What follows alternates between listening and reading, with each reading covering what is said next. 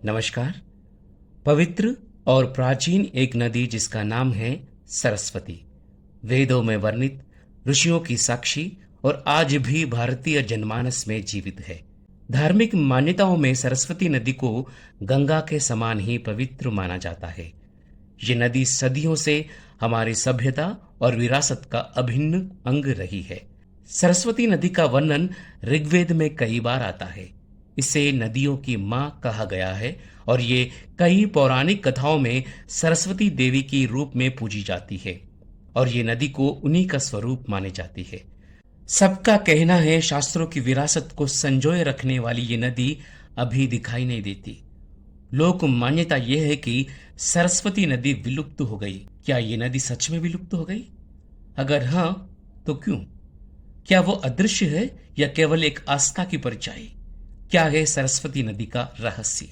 सरस्वती नदी भारत के उत्तराखंड राज्य में बहने वाली एक हिमालय नदी है। ये अलकनंदा नदी की एक मुख्य उपनदी है और माना गांव के समीप स्थित केशव प्रयाग में उससे संगम करती है। अलकनंदा नदी स्वयं देवप्रयाग में भागीरथ नदी से संगम करती है और वहां से इसे गंगा नदी कहा जाता है। इसीलिए प्रयागराज में जो त्रिवेणी संगम होता है, वहां तीसरी नदी सरस्वती मानी जाती है, क्योंकि ये गंगा नदी के साथ बहते हुए आती है। ऐसे में सरस्वती नदी लुप्त हो गई, ये कहना कितना सही होगा? इस गांव के आसपास सरस्वती नदी से जुड़ी भगवान गणेश जी की एक बहुत प्रसिद्ध कहानी प्रचलित है, जो कहती है, एक बार जब भगवान गणेश जी महर्षि वेदव्यास जी के साथ मिलकर महाभारत की कथा लिख रहे थे, तब तेज बहाव वाली सरस्वती नदी अपने पूरे वेग से बह रही थी और शोर मचा रही थी और इससे भगवान गणेश जी को लिखने में परेशानी हो रही थी। तब भगवान गणेश जी ने देवी सरस्वती से मौन रहकर स्थिर रहने के लिए कहा, लेकिन उन्होंने उनकी बात को अनसुना कर दिया। इससे भगवान गणेश जी क्रोधित होकर उन्होंने नदी को लुप्त होने का श्राप दे दिया। हालांकि नदी भीम पुल के आसपास अभी भी दहाड़ती हुई बहती है। इसके कथित विलुप्त होने के पीछे एक और लोक कथा भी है। सरस्वती नदी के ऊपर एक प्राकृतिक शिला सेतु है जिसे भीम पुल कहा जाता है। स्थानीय मान्यता है कि महाभारत के भीम ने द्रौपदी को नदी पार कराने के लिए भीम पुल बनाया था।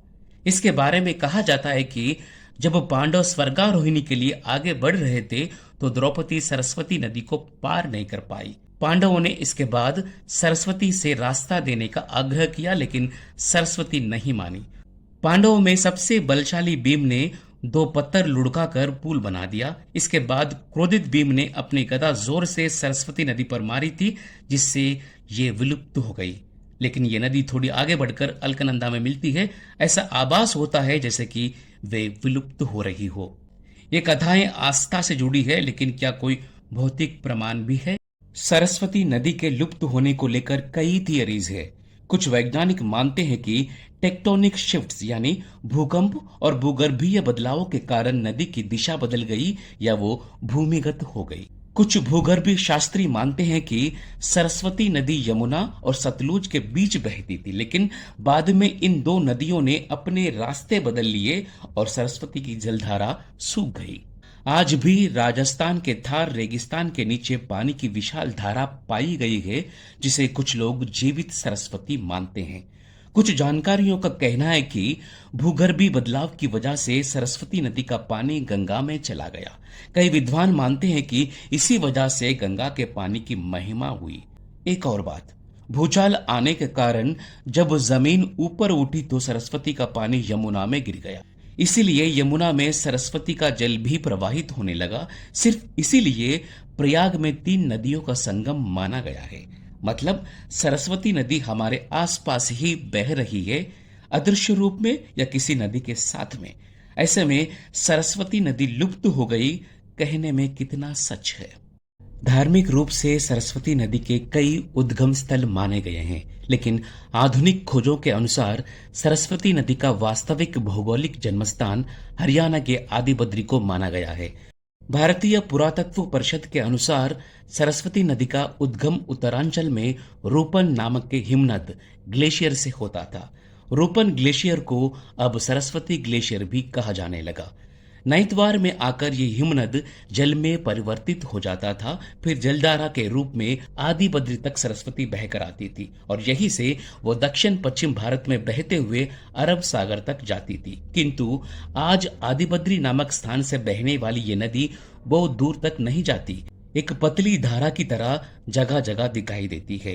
कुछ अन्य इतिहासकारों का ये भी मानना है कि आज की घग्गर नदी ही पौराणिक सरस्वती नदी है।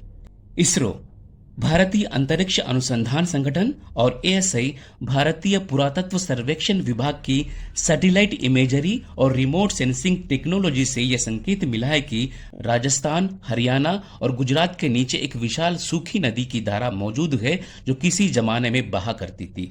अनुमान लगाया जा रहा है कि यह सरस्वती नदी ही है। सरकार ने सरस्वती नदी की उत्पत्ति का पता लगाने के लिए प्रयास किए हैं और इसी उद्देश्य के लिए समिति का गठन किया है। भारत सरकार ने यह माना है कि हड़प्पा सभ्यता के प्रमुख केंद्र कालीबंगा राजस्थान, बनावली और राखीगढ़ी हरियाणा तथा धोलावीरा और लोथल गुजरात सरस्वती नदी के किनारे ही स्थित है। विज्ञान और पुरातत्व की दुनिया सरस्वती नदी की गुत्थी सुलझाने की कोशिश जारी है। इतना सब जानकारी होने के बाद भी सरस्वती नदी का लुप्त होना एक रहस्य ही रह गया है, एक ऐसी रहस्य जो आस्था, इतिहास और विज्ञान के बीच में फूल की तरह खड़ी है। कभी वेदों की शान रही यह नदी आज भी उसकी छाया भारतीय संस्कृति में विद्यमान है। यह नदी भले ही हमारी आंखों से ओझल हो गई हो, लेकिन दिलों में आज भी प्रवाहित है। इस वीडियो में इतना ही, फिर मिलेंगे अगले वीडियो में। धन्यवाद।